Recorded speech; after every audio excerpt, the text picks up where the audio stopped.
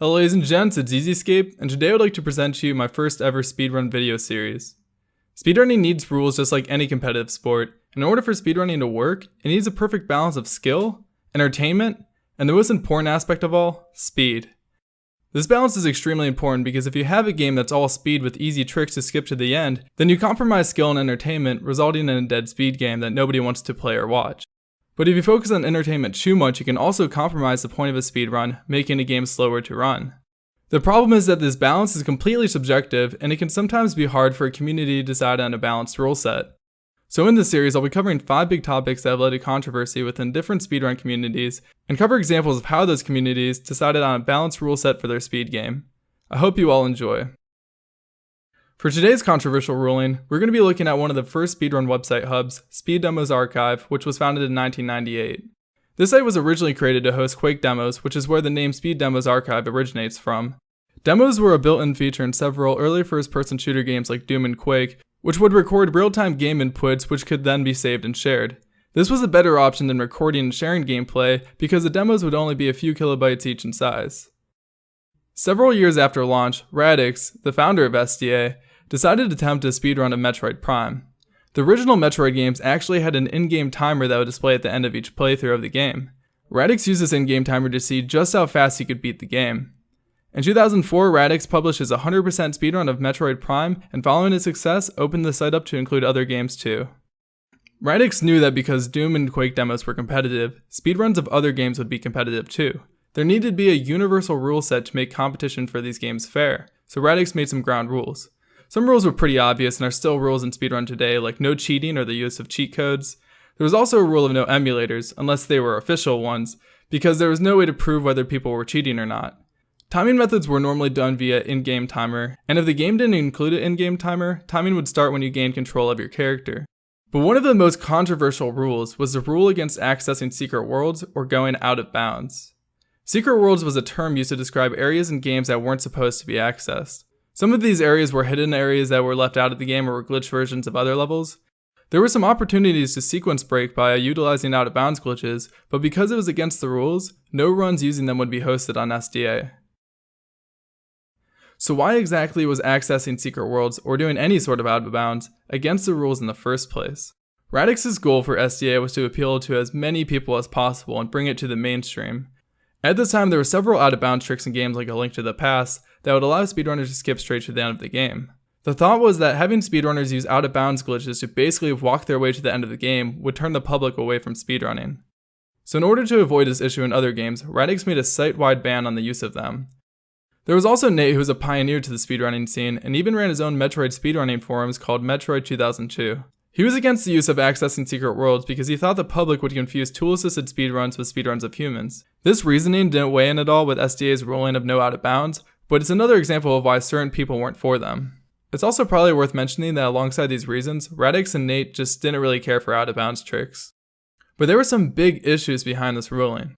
A lot of speedrunners wanted to include out of bounds tricks in their runs because, unlike A Link to the Past, and didn't allow the runners to skip to the end of the game. But if the site were to allow out of bounds glitches in games like those, it would create a slippery slope, because then the games which had out of bounds glitches that gave runners the ability to skip straight to the end would be allowed.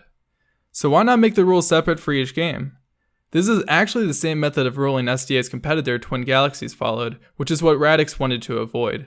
At Twin Galaxies, if you wanted to run a game that hadn't been ran before, you had to contact a referee or someone with power on the site, and they would decide on the rules.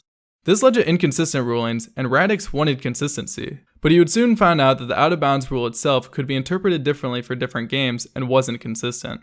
By going out of bounds, it was considered leaving the game world, but the game world itself isn't easily defined. A prime example of this would be the segmented Ocarina of Time speedrun by Fluffy Kitten. This was an extremely impressive run at the time for Ocarina, but it was ultimately rejected for including an out of bounds trick. The trick was a Deku Tree basement skip, which would skip several rooms in the basement and bring you closer to the boss. The problem was defining what was in or out of bounds. A lot of the time runners wouldn't know if a certain trick was out of bounds or not, so they would contact the administrators. The whole point of a universal rule set was that it was easy to understand, and rules wouldn't need to be administered at a game-by-game basis, but that's exactly what was happening. Speedrunners asked Mike Uyama, who is now the new administrator of the website, if the trick was legal, and he said yes. But it was Radix who rejected the run. So you had one administrator saying it was fine, and another saying it wasn't. Why is this? This is all due to the interpretation of what the game world is and what is out of bounds. Radix saw it as an out of bounds trick because it clipped outside of the developer's intended playing area, but Uyama didn't consider it out of bounds because it didn't go outside of what was part of the playable area. So it really comes down to what you consider to be out of bounds.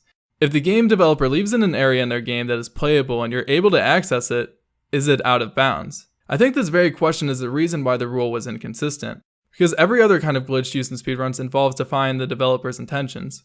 For example, in Super Mario 64 you can clip through several star doors without having the required amount of stars to open them. In this instance, although you're going through a boundary the unintended way, you still wind up in the areas that the game developers intended you to visit. Whereas with ones that go outside of the developer intended playing area, you wind up in areas that the developer left in and are still playable. But is it really considered out of bounds just because it's not the intended area?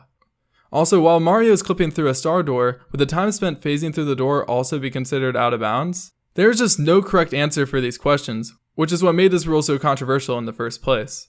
In early 2008, Mike Uyama revoked the no out of bounds rule, and several speedrun videos that included out of bounds skips finally had their spot on the website.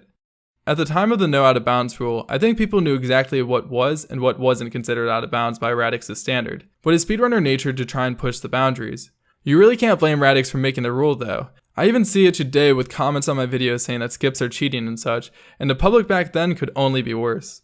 But looking back at it now, those people were most likely the loud minority instead of it being the other way around. I mean, could you imagine a GDQ without any out of bounds skips? And to be honest, I don't even necessarily disagree with the no out of bounds rule existing. Radix was completely right when he said nobody would want to watch or speedrun a game where you could just walk to the very end of a game to beat it. That's why Generation 1 Pokemon games don't even include the any percent speedrun category on the leaderboards because it's so short, and a Link to the Past any percent category is pretty far from being a main category. And in the early days of SDA, there wasn't enough staff to handle having additional categories. At least nowadays we are lucky to have speedrun.com where the rules for each speed game are handled by each speed games community who will always do the best job at establishing balanced rules and categories unique to their game. Alright guys, I hope you enjoyed the video. Special thanks to Mike Uyama, Radix, and Nate for verifying the information in this video. Also, if you liked this video, be sure to leave a like because it's the best way to show support for this series. I recently made a Discord server, and for the remainder of the series, I'll be posting straw poll links in there, and you guys will get to vote over which topic I cover next in the series, so feel free to join if you're interested. That's all to say guys, so thanks for watching, and as always, I hope you have a beautiful life. Tell me if you need someone, 'cause everybody needs some love.